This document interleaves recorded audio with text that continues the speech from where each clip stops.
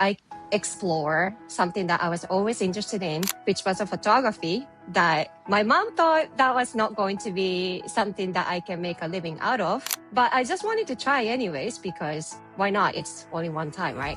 So I picked up the camera because I'm certain gender or certain age or where I'm coming from, what university I graduated from. A lot of times I feel like I'm limited. I can be somebody that I want to be anytime I want. And people might laugh at me, it's okay. COVID was a life-changing moment to me. It was scary because we didn't know what's gonna happen. If you wanted to do something new, just jump from the cliff. It's okay. You're gonna survive. Are you a creative dreamer who wants to turn your passion into a thriving business that inspires and touches people's hearts? Then you're in the right place. Today's guest, Kay Salera, is the founder of Kay Salera Photography, an international award-winning photographer whose images have been featured by ABC News, Yahoo, HuffPost, and Good Morning America.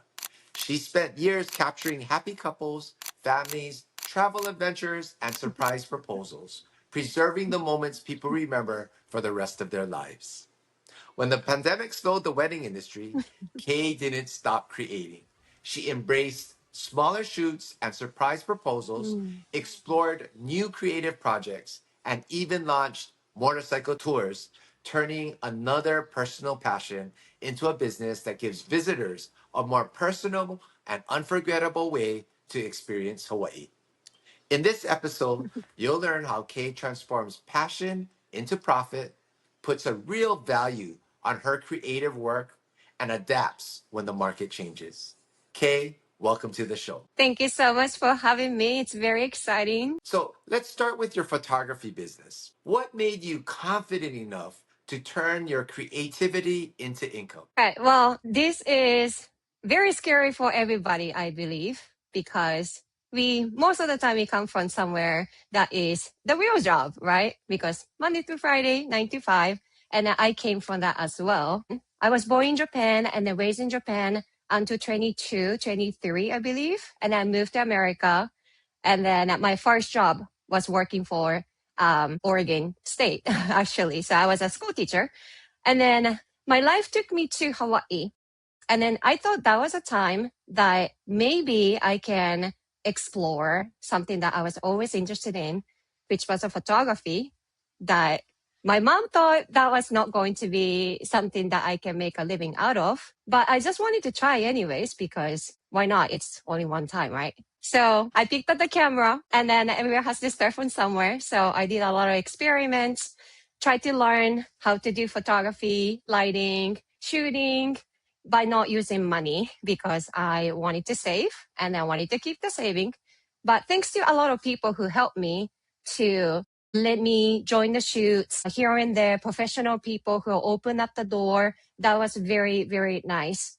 But I think my real photography career started when I moved to Hawaii. I originally was interested in working for a newspaper because I enjoy capturing the moment. It's exciting what's going on and then share the story to other people.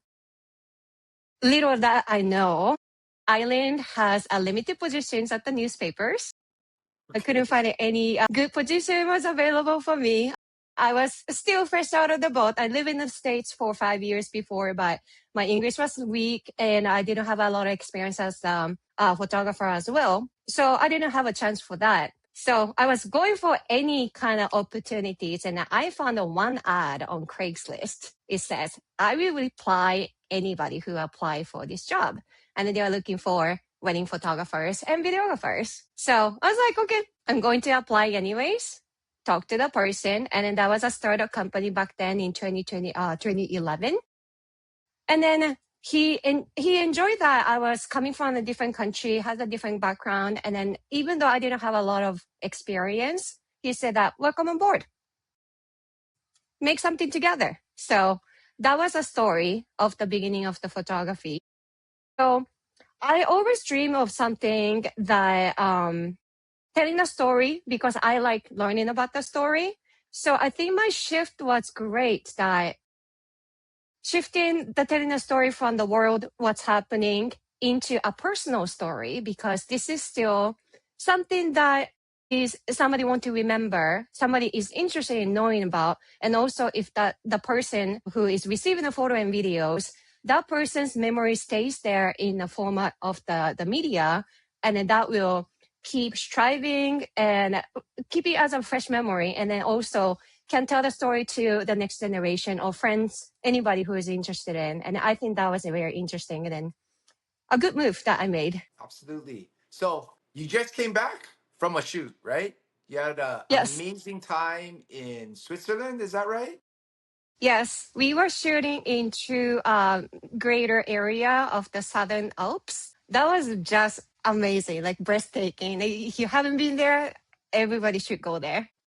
It was an engagement? Is that what it was? And you guys went Yes, to like multiple cities and yes. So that was for the engagement photo shoot, and also video shoot as well. So the intention of this shoot for the couple, the couple is coming from Japan, and then they are expecting to have their wedding ceremony in Tokyo in 2027 in May. They wanted to, well, they love traveling first of all, and then they also wanted to make a content because this is very common to have opening movies and also make prints for the welcome boards or any kind of like printing materials on the day of the wedding or the prelude to the wedding. So they are thinking about, okay, let's do something about this during our trip.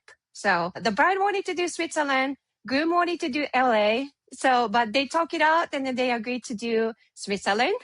And then I think that was a very good idea to do it because the background was so spectacular. So, but I was invited to shoot with them. So I did the photo and video shoot in two greater area of Grindelwald and also Svermat. Svermat is the famous place for the huge iconic mountain. It's called Matterhorn in English. We call it Matterhorn in Japanese, but yeah.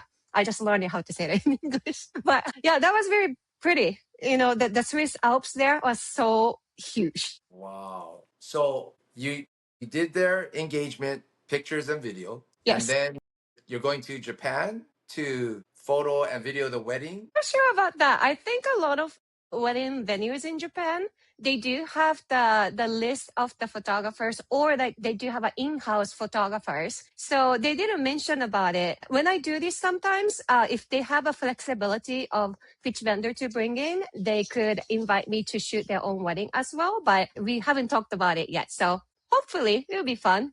It's And nice to see the same couple again and again in the life. You know, I do that oftentimes. So yeah. but they're gonna use the photos and videos that you took at their Hmm. wedding, right? That's gonna be like part of their presentation for their wedding. Exactly. Yes. That's great. Yeah, that's gonna be fun. So on that same subject, so during COVID, right? We're talking about weddings Hmm. and large events basically ended, right? These large presentations, these large productions Yes. basically ended during COVID.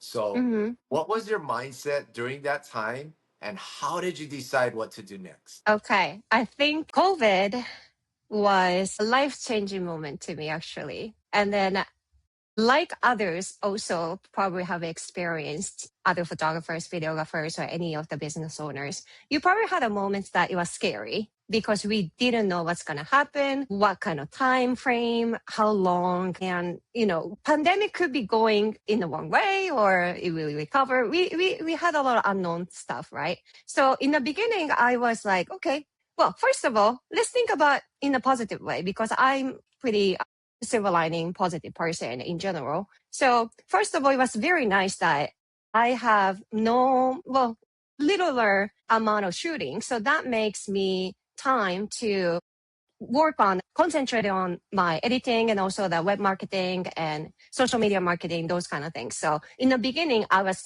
striving on those so that I can make everything straight with the edited pictures and videos are finished and then doing more marketing. But then at the same time, it's been a long time, right? Of course, it started from March 20th, I believe. And then it lasted pretty long time. And then so I was like, okay, I think I have to make a shift. I have to think about something because, well, first of all, it's a good thing. Change is always good. because you don't want to be comfortable in one thing because you wouldn't be growing as a person or as a business owner or anything like that. So I wanted to take this as a chance and then think about, okay, I have these sets of the skills that I can possibly make into something. So I tried a lot of different kind of things, photography related or different things. For example, for the photography related, I started to offer online classes for the hobbyist photographers and also for the people who are interested in becoming a professional photographer. So I had a few different students, and then I created about like a 10 course for professional and amateur people, so that we can set up the goal, what you want to be achieving after this course. And then we did the online courses together. And then that was actually a very rewarding, because some of the people became a professional photographer and actually making a living out of it. So Wow. it's very nice that I could get to share my personal experience and then possibly utilize that information into their own, or maybe learn from my mistake. Wow, you got a lot done during COVID. My brain was kind of excited about it actually, because that was the time that I had more time to think internally, or like, because of by talking to other people, it was like my brain was stimulated because of that. And I enjoy like challenges. If something happens, I don't want to be sad, because the sad doesn't make anything, constructive. So I wanted to think about, okay, what can I do? It's kind of exciting. So, don't worry about it. Everything's going to be okay. I'm going to try everything. If it works, it works. And if it doesn't work, that's fine. So I had a list of different things that I created, and I did one by one. So. Oh, that's fantastic. Many of us Yeah, were struggling during COVID. Yeah. I do Socially, understand. emotionally, it was Yes. financially, it was it's so Yeah, that was a refreshing to tough hear. time. Yeah, I think the base was that I'm very thankful for my Japanese mother. She is coming from the accounting background. So she always told me that you should have a saving, you should have an asset, so that when you want to do something, you're ready to go. When let's give you the hiccup, you have a buffer to stop and think about it. So that was very not worrying part, just because I had a safety blanket a little bit. So I didn't have to rely on somebody else, and then I could try to come up with the creative ideas on it. So, and then also I shifted the bigger weddings for the gathering was prohibited into something smaller. So like elopement became big stuff, micro weddings, small weddings, surprise proposal, engagement, family photos, that I expanded my horizon in a way that was adjusted to the environment or the situation given, that was allowed me to do that legally. So that was a good time as well. So you switched over to a different type of business model. I would say so. Yeah, I made of course I'm keeping the bigger wedding day, like many guests coming in and longer 8 hours, 10 hours when it happens. But then I also expand it into the smaller packages or smaller number of participants, so that it was legally available. There's something really special about being trusted to capture a life-changing moment that only happens once. Yes. How did surprise proposals become such a big part of your photography business? Oh, surprise proposal. Think in general, I feel like I hop on a wave actually. So during COVID, I felt like I might be wrong, but I think a lot of people who used to go to another destinations, like for example, from the East Coast people, coming to Hawaii was a little bit far and expensive, right? But they used to go to Caribbeans or different countries. During 2020, it was a difficult time for them to be traveling to international, because they have to take a test, they have to have a card. So a lot of people switched the destination to Hawaii as well. So I feel like a lot of different kind of type of people came to Hawaii. And then that was a time that people also, the pandemic happens or anything like that happens, that people think about their life, right? And then like, they want to, how do you say that? They want to tie the knot with somebody who is special. So I feel like that was kind of like a booming of elopement and also proposals. And then once they're coming to Hawaii, this is amazing backdrop. And then like, why don't you get engaged or married here, right? So I started to get the inquiry about surprise proposals. It could be surprise or it couldn't be surprise, depending on the which route that they take to, but the surprise anyways. So the proposer will inquire about the possibilities, and then we chat like what kind of method that will work for their partners. And then, so, the one shoot happens, and then they can talk about it to their friends or leave the online review, Google review, Yelp, anything. And also, I will be able to use most of the people's pictures and videos for my social media. And then the people will watch it and we're like, oh, this is cool. Like, let's do it. So, it's like a cycle, or the circle of the good action is like keep coming in, because like people see something cool and then I'm like, I want to do it too, right? So I think that's how it happened. What was your most outrageous surprise proposal? Okay. Here's here's an amazing story, actually. So that was during COVID, I believe. But I think it's 2021, maybe. I got an inquiry from this person from Jakarta, Indonesia. And then that was during the Chinese New Year's. And then he said, so my girlfriend will be traveling with the family on the camper van in America. They're going to go to Las Vegas. And then from there, they're going to take off all like America nationwide camper traveling, right? So I told her that I'm not coming because I'm going to spend time with my mom back home during the holidays. And then she said that, okay. But he was actually contacting to her sister and said that I'm going to hop on the plane and then I'm going to show up and then give her a proposal. So he asked me, can I fly to Las Vegas? And I'm thinking about the skyscraper, like somewhere on the top high, nice view. And then I give her a proposal and I say, okay, that's fine. And then so we chatted about it. And then like sister found out the person who's been receiving the proposal doesn't really like the high place. She's scared of the high place. So he had to change the plan. So he actually changed that to, what is it called? I think it's called Horseshoe Bend in Arizona in Page. That's the place with the Grand Canyon, like a greater Grand Canyon. And then there is like a massive cliff and then the body of water is very, very pretty. But so he said that, I think I'm going to go there instead. Like, can you come there instead? Or like, sure. Like, how do you get there? And then like, are you going to fly? Or like, he was like, I have no idea. I just have a ticket to go to Las Vegas. So like, okay, you want to meet up? So I pick up the rental car. I pick him up at Las Vegas. And then we drove, I don't know how many hours. We drove like many hours, like 4 to 5 hours or something. I don't remember. But that was cool because it was in February and he has never driven in the snow. So we took turn because that was a long travel. So I drove, he drove, and then get to a hotel in Page, spend overnight. And then on the next day, that was the day that we are planning to do the proposal. And then it was very funny because, when the proposal is known by other family members, those people are excited. So his mom almost ruined the proposal contacting the girlfriend. And then his girlfriend contacted him angry by message. Well, first of all, why you didn't contact me for 2 days? Like, why you neglecting my messages for a long time? And he was in the plane, right?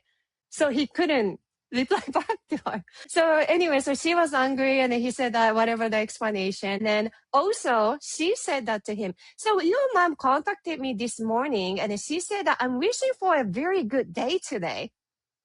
And then what was, he was like, uh-oh. I don't know. I think she's just like happy for herself.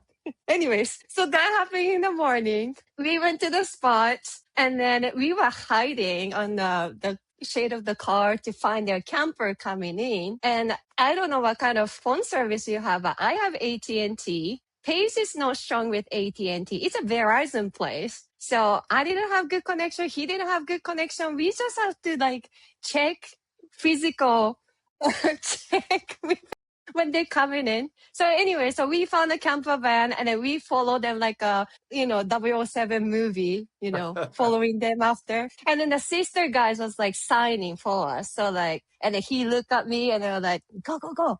I'm ready. So like he went to her and she's looking at the cliff top, right? And then he tapped on the shoulder and then she's like, she doesn't think about like something like she was taking pictures or something. She's busy or like, and then he tapped on the shoulder again. And then she turns around first and then she turns back to the cliff. And I'm like, huh?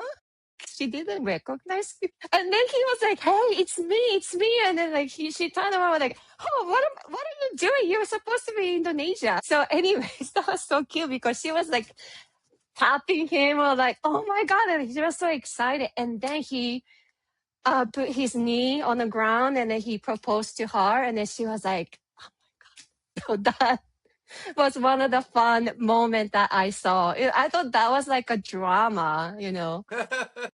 This is like an extensive version. I mean, like not every not every engagement is like that, but things like that could happen. So that was like, very interesting. So you also have a motorcycle tour business, right? Yes. So what inspired you to take that leap to turn your love for motorcycles, travel, and local experiences into a business? Okay. So I had my motorcycle license. My first license was 19 years old back in Japan. I had a little tiny CC bike, pocket bike. And then I finally got my license at 26 in Oregon. Never bought a bike after. And then I became a photographer at 30. And then that was a time in my 30s, my focus was to build my business and also being professional, be successful, and then providing the best out of the best to my customers. So I didn't want to be irresponsible by getting hurt in any ways. So I didn't want to do anything too crazy, including driving a motorcycle. So I held on to the idea on the side. I put it on the side and I didn't think about it for a long time. And then again, COVID happened. And then the COVID was a life-changing moment for many aspects of my life. But I had a chance to go for a solo trip for about 3 weeks, 4 weeks in Peru. I flew to 5 different cities, picked up the car, did a lot of driving and hiking. It was a great time for my internal input and output. And then I kind of wanting to have a better life happiness and business happiness balance because I consider myself as a workaholic because I love my work. It's a livelihood and I really love it. But at the same time, I also have to think about my personal life too, because this is, I'm a human being too. And then I think I was at the age, I was becoming 40 and I wanted to cherish my life and fun as well as my business fun as well. So I thought about, okay, maybe these kind of things I wanted to try, like scuba diving I started to do during that time, resumed because I got the certificate a long time ago, and motorcycle, different type of stuff. But for the motorcycle, because it's connected to danger, that was something that I was hesitant, but I was like, well, thinking about this, just do it and then see how it goes. And in case anything happens, I have a network of the people that we can help each other because this is amazing about Hawaii. People are always helping each other. I hire somebody for my shoot as a second shooter or the associate shooter, and I do the return. We help each other, right? So I thought maybe motorcycle is something that I can start thinking about. And then I was like, I like thinking about the business too. I was like, I used to do a tour guide in Japan. And then what if I do that on a motorcycle? That's going to be actually fun. And is anybody doing it? So I went to Google, look it up in Hawaii, like if anyone's doing offering a motorcycle business, a motorcycle touring business. I couldn't find anybody doing it. So I was like, okay, this is amazing. Like nobody's doing that. They're probably potentially a reason because it's a dangerous activity, of course, liabilities and stuff like that, of course. But that's probably one of the reasons. But still, that sets aside, I thought that was cool because there's no competitors. And I think the concept is amazing. And then I was like, I like sharing people about what I like and then experience, it's like a community. That's like one of the reasons I thought about maybe that's a good idea. But I wasn't not sure like if it's a good idea really as a business or not. if the concept is fun enough or not. So I talked to a lot of different people, my friends, acquaintances, business friends, anybody. And I got a good confirmation that that's a very good idea. So I had a good idea. Maybe I should start the business like that. And then the one big confirmation I got was when I was visiting Big Sur in California for a photography job. Somebody went in a motorcycle. It's a smaller company. And then I wanted to rent a bike, but ride around so that I get comfortable with the motorcycle and also experience what I'm trying to offer. And then this person actually gave me a tour. He knew the location. I just follow him with my bike, and then he's riding his own bike. And that was fantastic experience because I didn't have to worry about GPS or phone services or where to stop for the photogenic places. He handled everything for me. And I had such an amazing time. And then we became friends after. And then there again, community. So I really, really liked it. So I said that, Kenny, this is what I'm thinking to do in Hawaii. What do you think? And he said that, go for it. So that's how I made. Wow. And then, my company has been pretty, I think people like it just because it's a fun concept. And then I also do photo and video to film during the travel so that I can put them together and then they can take home and then they can look back so that they can remember their fun moments from Hawaii. And then they want to come back again. So another amazing experience, right? That you're able to document for your customers. That's really awesome. It's very fun, especially with the music. And then you being featured in the video. You feel like you're the famous person, right? Like you're having crazy cool music and in the video and epic drone pictures or 360 camera, GoPro, anything, all combined all together. That sounds incredible. It's a different perspective, right? When you're riding a motorcycle rather than being in a car, bus, or absolutely. I feel like when people have the initiative,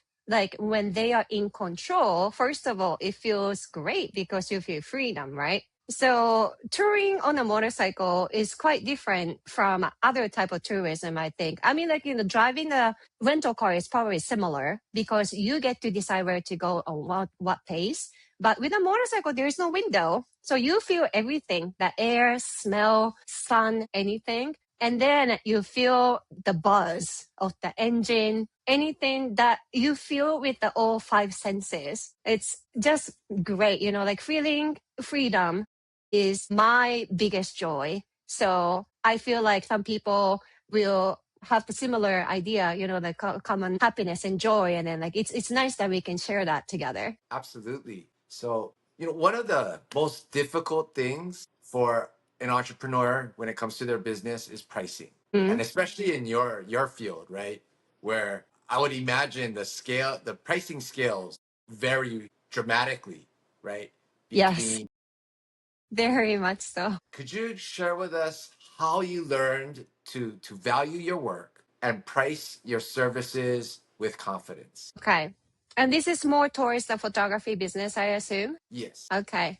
So there are different type of approach, I think. And then I have heard people doing the mathematics, like how much time that you need to create something, to shoot 1 hour, driving 30 minutes, and then editing 5 hours, for example, break down and then make the hourly and then something that is reasonable. I have heard of that approach as well. But when you're starting, that could be a little bit too high for what you can offer, right? So I don't take that approach actually, not necessarily, but I think it's nice if you're trying to start up and then think about what is a good price point which you don't know yet, then it might be good at making a comparison with other businesses, depending on what level of the services that they provide or what kind of the skill level they have and then what kind of price point they have. It's nice to have a market research about where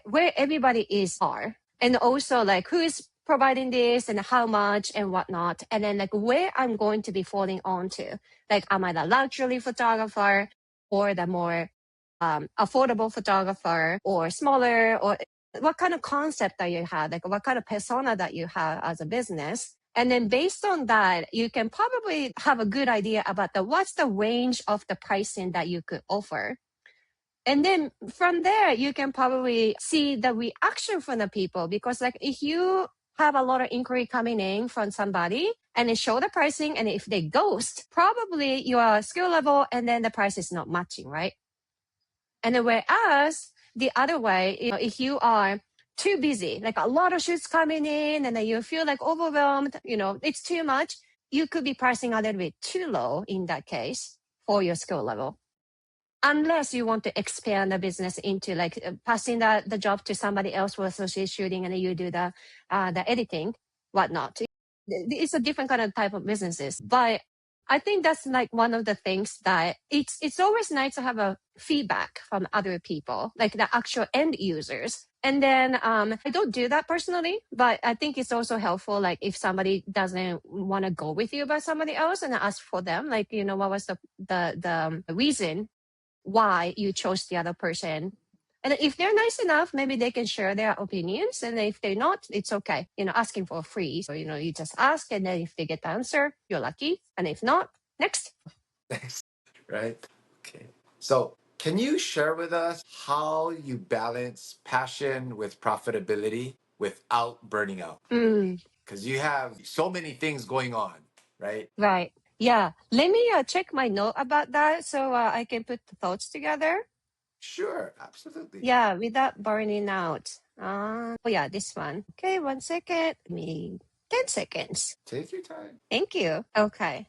All right. I'm ready. So I have been operating my photography business about 16 years now. And I have to admit that I have gone through the burnout a couple times, maybe 2 or 3 times. And then it's not fun. It's not healthy mentally, physically also. So you need to have a good balance, right? But then, so find a balance it could be internal or external. My solution most of the time is that I have to think all the possibilities and then think about what is a good choice for solving the problems. And then the problem solving, sometimes it's coming from me researching something or by talking to a lot of different people. So I have been helped by other people in the different countries doing the same thing or doing something completely different business owners or environmental difference, or what they offer is different from me or similar to me. So I like to have a lot of different input from other people, and then no complaining. This is what's happening with me and I'm drained, because that's not constructual. But more rather than that, I will bring up, okay, this is what I'm facing right now. And then I want to solve this problem, but do you have any good idea? And then if I had my own idea, what do you think about this idea as a solution? Do you think it's good or not? Like, like having their opinions onto my idea, or expand it, or like have the brand new different ideas from other people. Like, for example, I used to think, like, for example, for the big wedding packages, I do 8 hours of shooting, 10 hours of shooting. I felt like the more pictures are good, more is good, right? Why not? Yeah. So I used to give a lot of pictures. Like I didn't have like set numbers.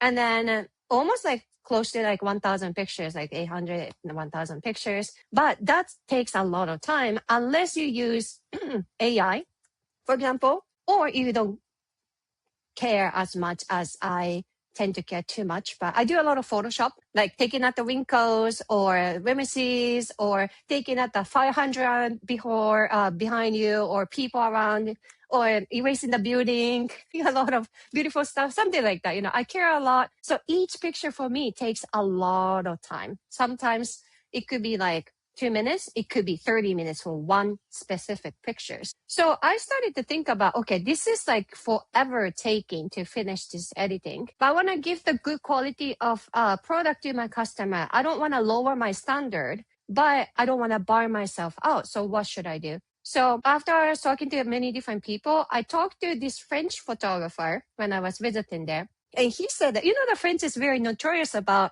you have to enjoy your life, right?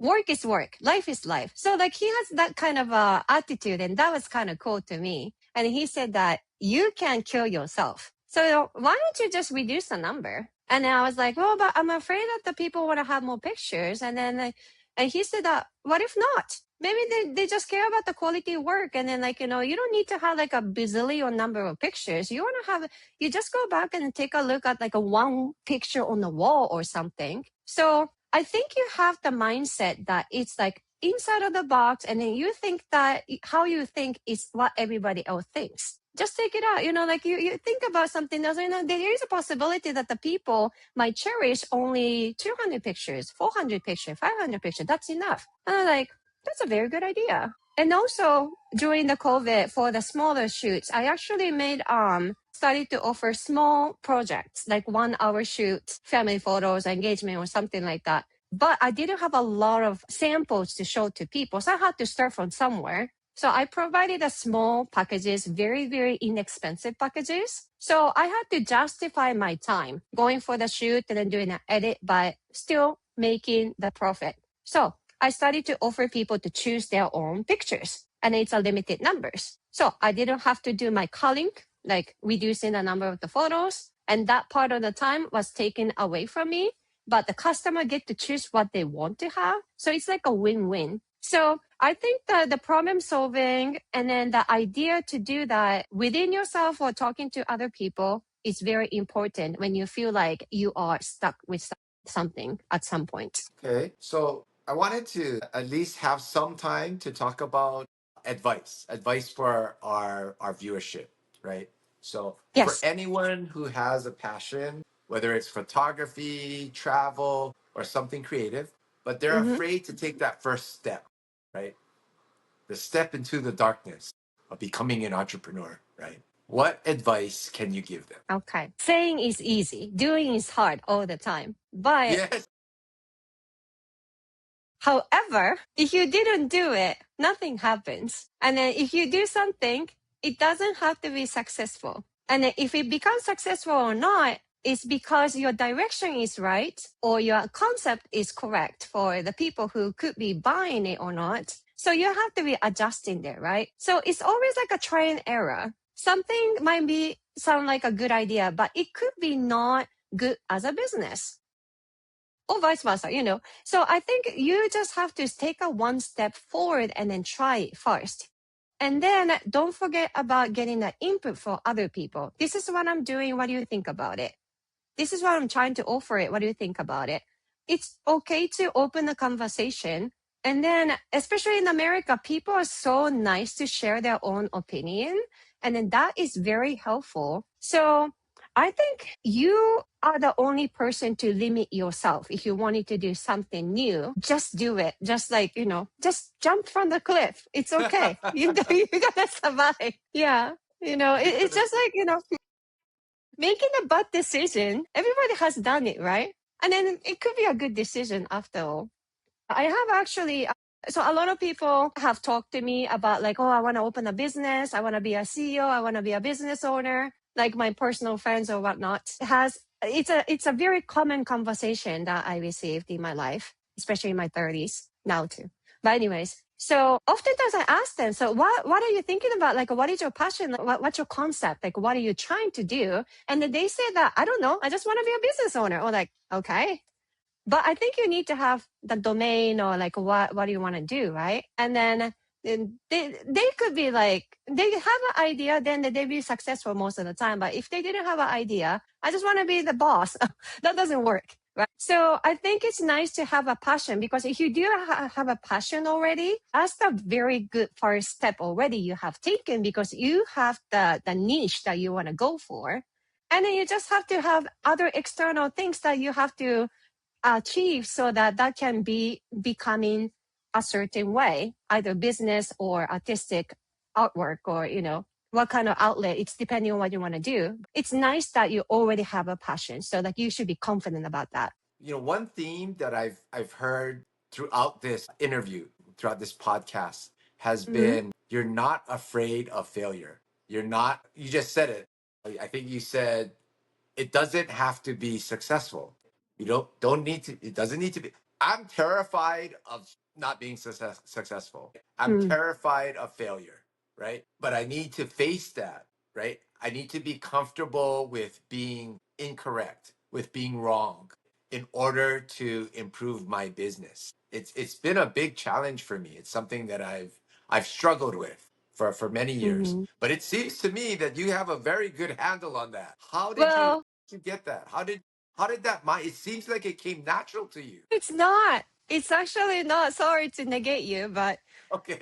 so I was born and raised in Japan, and then I'm coming from not like can do positive attitude family necessarily because that's the norm of my society, I guess. That's my impression at least about Japan. So I think America has changed actually because I didn't so back home I have a lot of things that because I'm certain gender or certain age or where I'm coming from, what university I graduated from, what kind of skill sets that I have already, or those kind of things matters. And then a lot of times I feel like I'm limited. Okay, you can't do this. Okay, give up.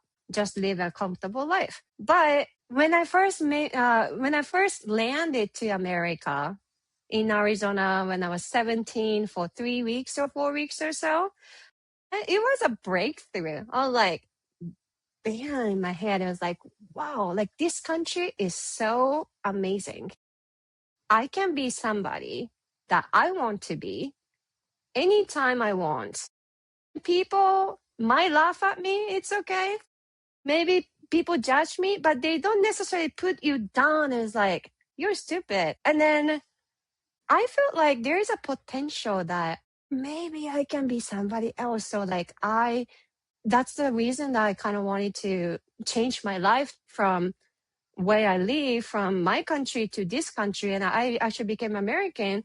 And then this is so cool that the support system here is pretty amazing. And I feel like I have built who I am based on the people who I have experienced and connections with throughout my life. I have seen those people going through their difficulties and successful challenges, different moments. And then I learned from those people's success and failures. And it was so great. Those people are open up enough for me to be part of it and then see that as a first person, third person in the situation. And then I can pick and choose and learn from those experiences. And then I think a lot of people have improved my can-do attitude because the first of all, that was a breakthrough for me. Like when I came here, I was like, this is cool. Like America is super cool. Like you can do anything. But still, like until like maybe I was 30, I was still like, oh, what if like you have to make sure that this is good and this is good and check boxes, and then I can move on to something. And then you remember that I told you that I found the wedding photography gig from Craigslist. Yeah. That company owner, his name is Alan, but he's actually a crazy person. Everybody says he was crazy, but I love his craziness actually because he was the one who gave me the open mind. He used to say that, oh, okay, you're square, like you're too square, like you have to think about it, like you just do it anyways. I'm like, really? Is that okay? And then he was the one who says that, you just do it. And then if somebody says something, you're like, oh, sorry, I didn't know that. Or like, can I do that? Yeah. I'm really thankful for this person, especially because I don't know, like including Alan and other people, they opened up my mind. I was like, it's okay. It's okay. Everything will be fine. And then that's how I came from. My trainees was completely different kind of person. And then I'm a little bit more reserved, I guess. But that was very cool. It's thankful for all the people who I got surrounded by, but also because I wanted to go out and see people. So that helped me a lot, thankfully. So, Oh, that's great. It's amazing how you got from one culture to the next and your mindset just completely changed. my life is better, Yeah. very much so. So, okay, this has been a great conversation, and I really appreciate you sharing your journey from building your photography business, adapting through COVID, capturing people's most meaningful moments, and creating a unique way for visitors to experience Hawaii through motorcycles. I want to make sure people know where to find you. So, Where can they connect with you and learn more about what you're doing? I think the best place is probably Instagram. I have a multiple Instagram accounts. My photography is under KAYSLR, or some people call it Kay Salera, but it just happened to be my last name is consonant is SLR or DSLR, you know. So it's KAYSLR. That's my account with a yellow icon with my face. It's an international photographer. And another one is that my motorcycle business is 808 dot riders. So it's 808 riders, but there is a point in between 808 and riders. I think that's about. Thank you again, Kay, for being here and for sharing your story. Thank you so much for having me. I really, really appreciate it.